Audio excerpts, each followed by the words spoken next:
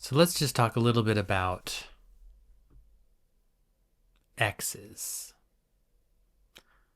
Why is it that some exes we can just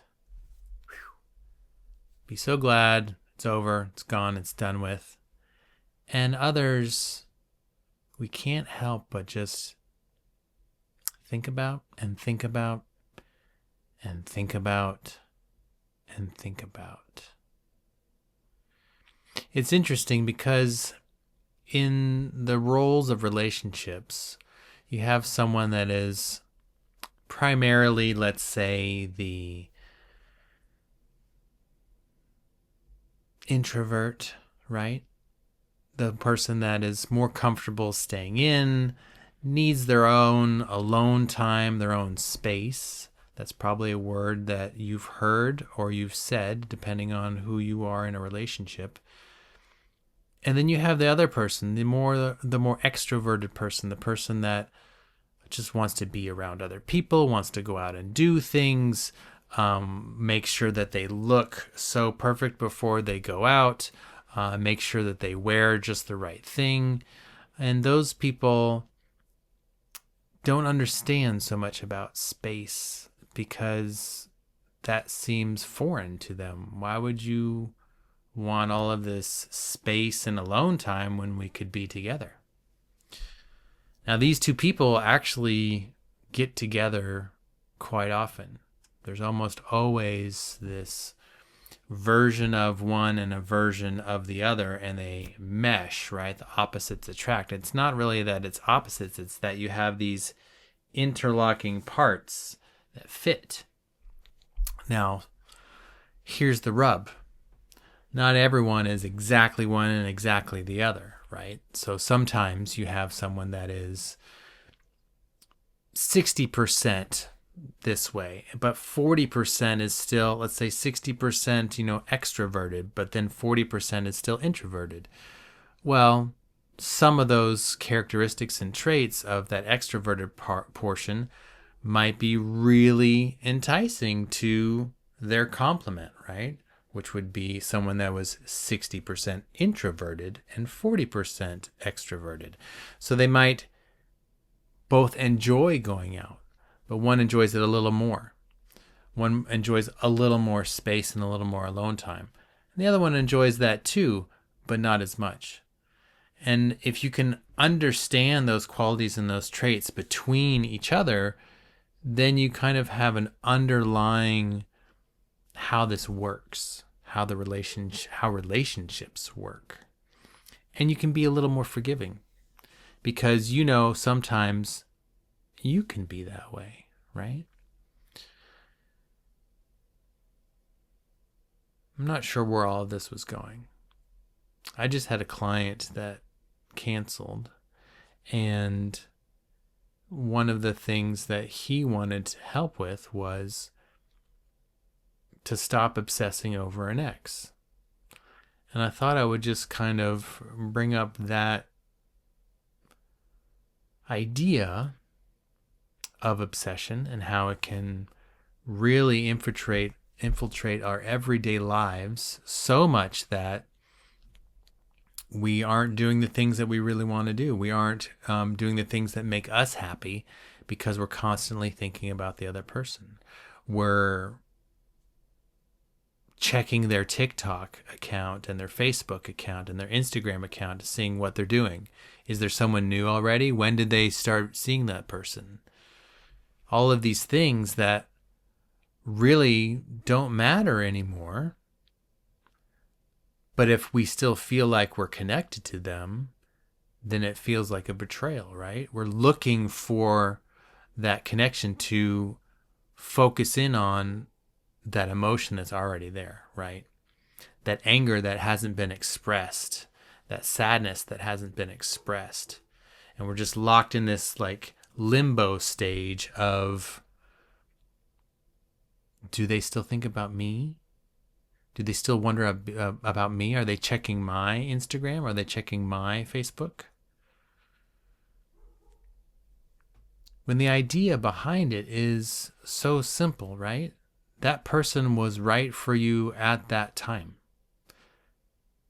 you were right for each other at that time. And time kept moving. And so to be locked into a time in the past, well, it's a disservice to you and to them. That was, first of all, a fiction to begin with, because in any relationship, you have ideas about the other person, and you try and fit those ideas around to what you want and what you like. And you start seeing those things in that person. And sometimes you might even put more of that onto them, even though that's maybe not who they are. So when there is a breakup and it's time to shift into something new, if we're constantly reviewing the past and living in the past, then we're going to end up getting someone new that's exactly the same. It may not look like it at first,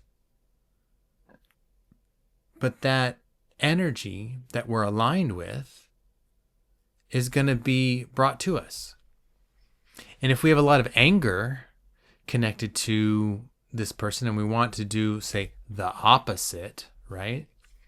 Well, a lot of times that opposite looks great on the surface. Like, oh, I never got to have sex. They always were just like withholding. It was like once a week, once a month, whatever. And then you find someone that's like every day, 2 times a day, 4 times a day. This is great. This is amazing. Until that person starts to want to have more space. That person starts to want to have alone time. And it feels like rejection. It feels like rejection because to someone that is used to physical connection and even sex as an expression of love, to have someone withdraw that or withhold that feels like rejection. It feels like they're pulling away. And if you, as that person that is in that mode of that's what you connect with love, and that's what you, being intimate with someone and the love language of touch, if you then step forward to try and get more of it, well, just think of it like a dance. If you are in a dance with a partner and you are stepping forward, what do they have to do? They have to step back. So if you want someone to step forward to you, what do you have to do? You have to take a step back. And if you're in that dance and you're in that relationship, well, then they come forward. So it's interesting to think about, and you can be in either role,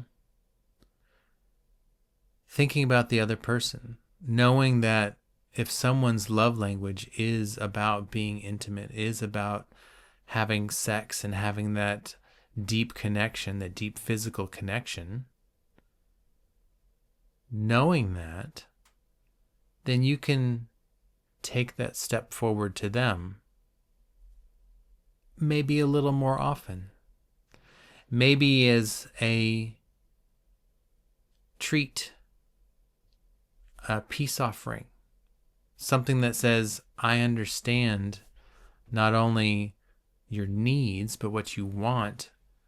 And for that person, they feels like they're being accepted, that feels like they're being loved, to have someone that's really coming to them with that. And on the reverse, someone that wants that intimate connection and that closeness all the time in a relationship with someone that needs their space and has said they needed their space, that's when you can give it to them. And if you're giving them space, what is that going to do for them? That's going to make them feel better about the relationship. That's going to make them feel better and want to be close to you because you're so sweet and giving them space and time to do whatever it is they want to do, to recharge in the way they need to recharge. And by giving them that space, you're allowing for that expression of love from their side. So it's a simple dance, but it's important that both parties understand it. Because if you have one person that's just always giving space and the other person is just receiving it and receiving it and receiving it, then they may not understand what the other person needs, because they might just assume the other person likes it. Like, you like giving space. You have your own space, I have my own space, it's perfect. But that's not the case. More often than not, it's not the case. One person needs space, and the other person needs that close intimacy. And it's just a matter of which one needs more at a particular time. So to know that if your partner is asking for space, it's not about rejection. More often, it's really about that's what they need to recharge. That's what they need to feel that independent love for themselves, that then they can then come back to you with that love. And for those that are about the intimacy and those that are about being physical, you are going to want to acknowledge your partner's wants and needs for space and not feel that rejection. Do it as a way of honoring it, like you're actually doing something, right? And that's the thing. It's like, it feels like giving space is just like, I'm backing off, I'm shutting down, I'm letting it, I'm just, you do your own thing, whatever. But if I'm doing this for you, I'm going to go out with my friends, or I'm going to go to the movies, or I'm going to go play golf, or I'm going to go do this thing while you have your alone time. And then she or he is getting charged by having their alone time, and she or he is getting charged by having their time with their friends, keeping in with that close, intimate connection to people. And then when you get back together, everything's great. And what if it's not? What if it's really not?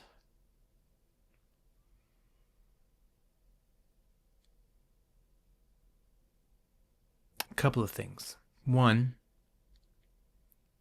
when you first got together, one of you might have been presenting more as the other, meaning someone that's more of an introvert decided, I'm going to get all dressed up, I'm going to go out to the bar, I'm going to go out to the dance floor, and I'm going to dance and club, and that's not who they are. They are a person that would like to just be comfy and cozy, reading a book, watching some Netflix, having a nice meal, alone or in private, intimate, away from big crowds. And they meet up with some really fun, cool guy, but this really fun, cool guy just got out of a relationship with someone that just always wanted to stay home and always wanted to, do their own thing and have lots of space. And like, wow, here's this cool girl, right?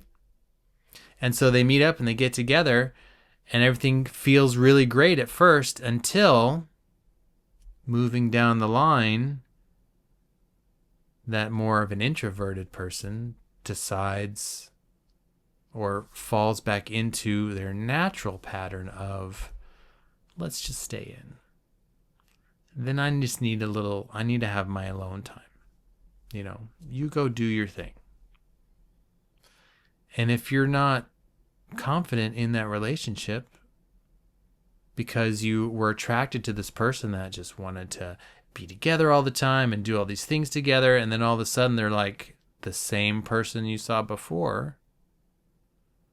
And then this introvert that was at home and was really looking for that person that's always going to be out and go and do those things. Well, guess what? You just tricked yourself into the same thing. It's complicated. And it gets even more complicated when people have defense mechanisms set in place from early childhood traumas, where they normally would be an outgoing person, but something happened in their childhood. Perhaps a parent died while they were young, or a close friend that they had a really close relationship with, and that caused them to shut down or worry that any person that they got close to was going to go away one way or the other. And so they have issues with relationships, issues with staying in relationships for longer than a few months, because it's too scary. If I get too close to this person and have all these attachments to this person, then what if they leave? What if they pass away? I don't want to go through that pain. I don't want to go through that pain again. And so they shift into being someone they're not necessarily are, because they're masking that pain and that fear from early on. And this is most people. Most people have had some sort of trauma in their life, whether it's from a parent, a grandparent, a family member, someone they worked with, a childhood friend, or whatever. And I'm not saying a death in the family. I'm saying like abuse, whether it's physical, verbal, whatever. There's something that has happened to most people that cause these defense mechanisms to come up. And when they do, they don't even understand that they're not necessarily the person who they want to be. And so when they present themselves to someone, it's this idea of who they want to be. But in reality, what's coming across is someone completely different, because they've adapted to these fears.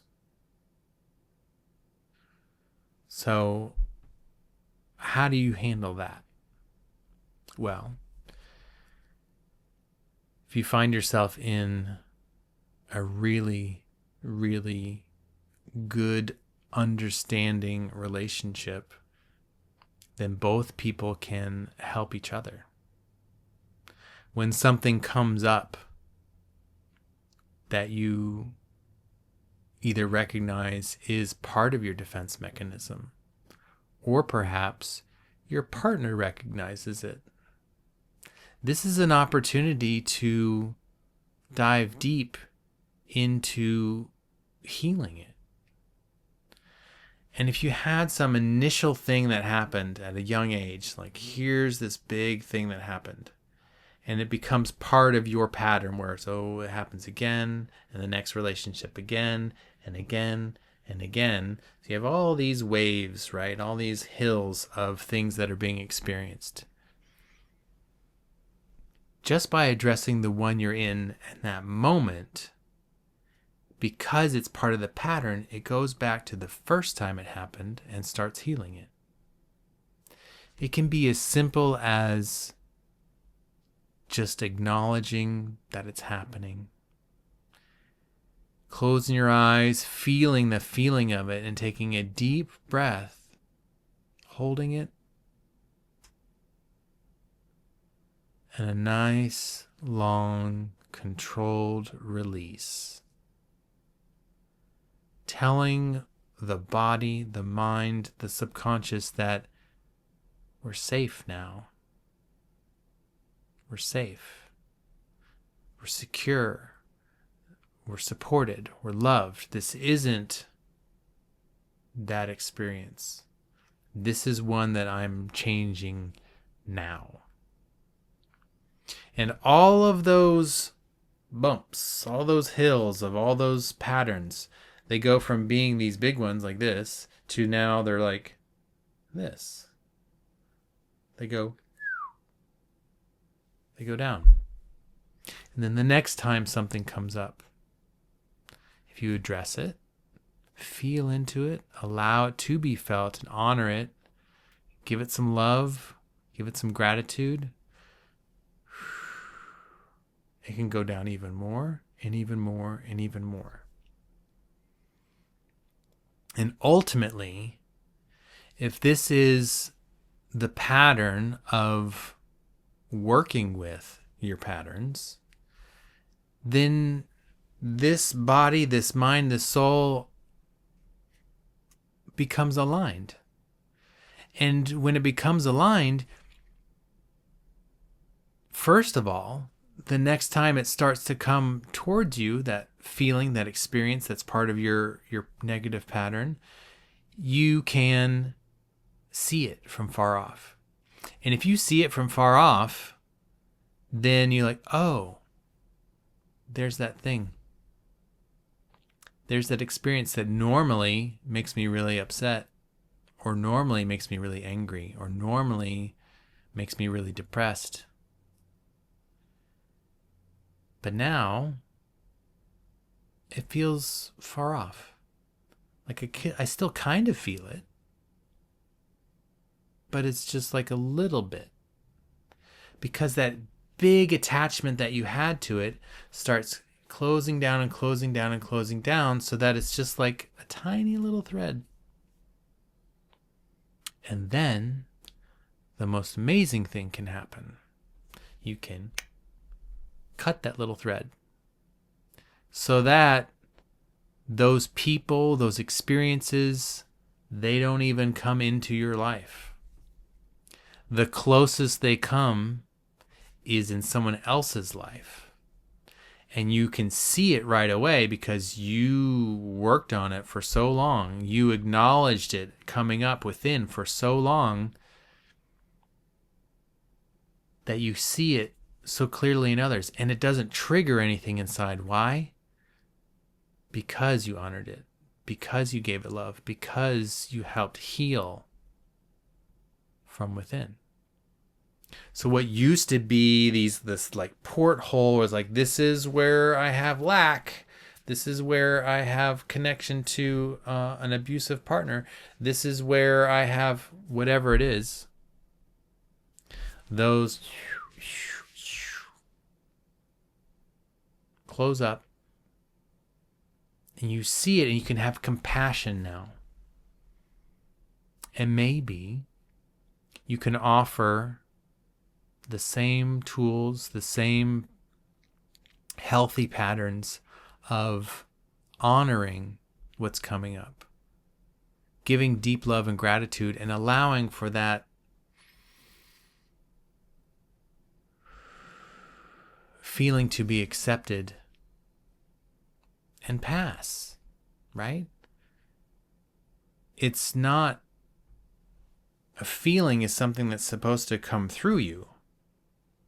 Otherwise, it would be a feel, right? It's a feeling. It's just like, whoop. Oh, here it is. Okay. Whoop, there it goes. By nature, it has to move. Same with emotion, right? Feelings, emotions, energy, and motion. Oh. The good and the bad. So that's how, if you are in that duly supported relationship where you're striving for that growth, that spiritual growth, and they're striving for that spiritual growth, then you can honor that within each other. And maybe when someone needs their space, maybe it's because this is something that's coming up for them and they actually need that space to work on it. And the most wonderful phrase that any partner can say, "What can I do for you?"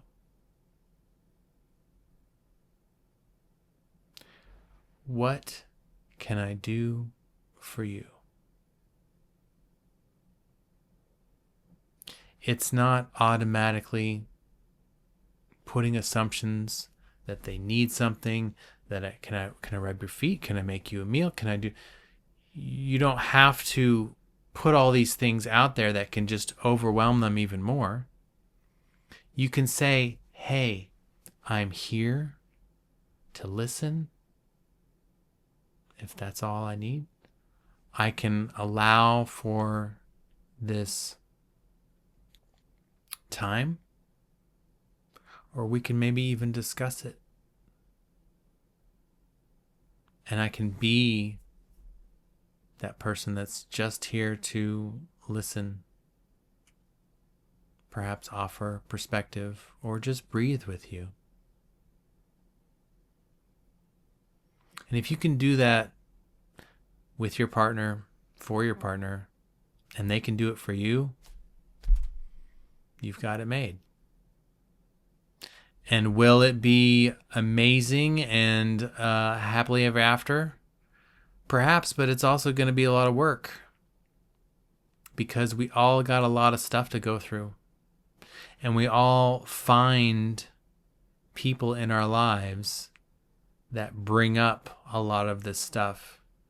And if we're not there and capable to allow for that work to be done with each other, then maybe it's time to step away. Do your own work. And when you're ready and you have that vibration of wanting to meet up with someone else that does want to do the work, then you can be on that path together. Because a lot of times things seem great. Things can be even great for years. But then one person will start making a shift.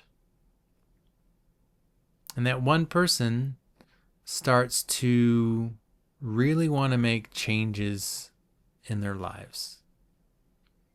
And the other person is pretty happy with where they were and don't want to make changes in their lives.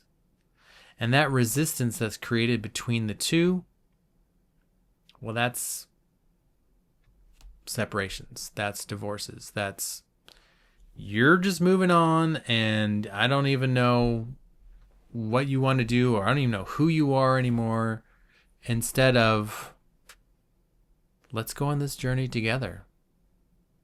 I don't know what it's going to look like.